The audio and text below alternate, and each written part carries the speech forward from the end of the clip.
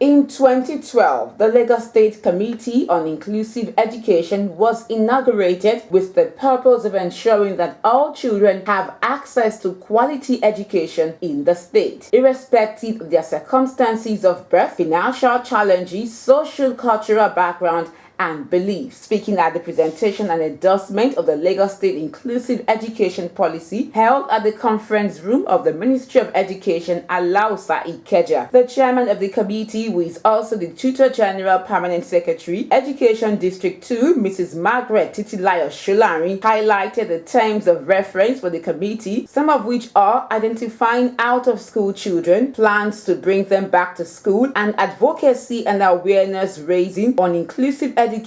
to mention but a few. The goal of the committee is to ensure that all children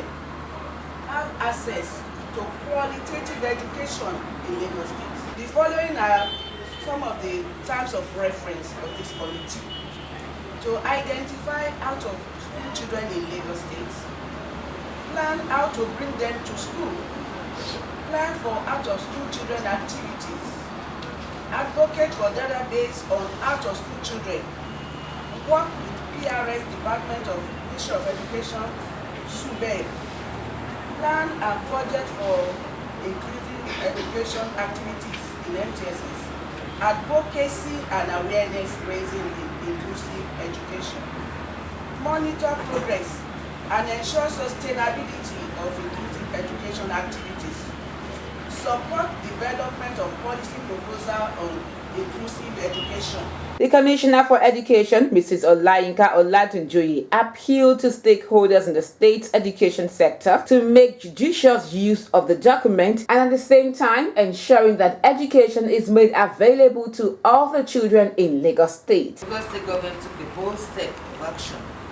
by starting a inclusive education program in the state in 2003, and this was in compliance with the universal trend of inclusive education practice. We have created inclusive schools in all local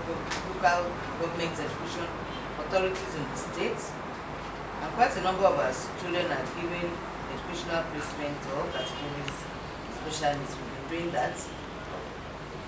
The endorsement of this document makes it operational, and I'm happy to be the person signing it and kicking off the operational. And therefore, I appeal to all stakeholders in the education sector